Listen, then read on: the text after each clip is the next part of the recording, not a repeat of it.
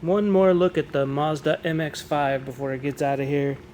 We'll do a quick walk around. You can see the full bumper's been wrapped. Nice and shiny. There I am in the reflection. We also went over and did these quarters. The doors. The full fender.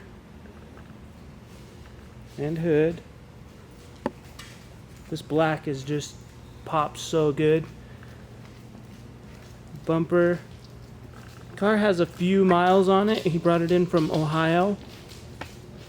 But the bra still cleans that up nice. It looks really good on there. Nice and shiny. It's almost like a dream. It's just it just pops. It looks so good.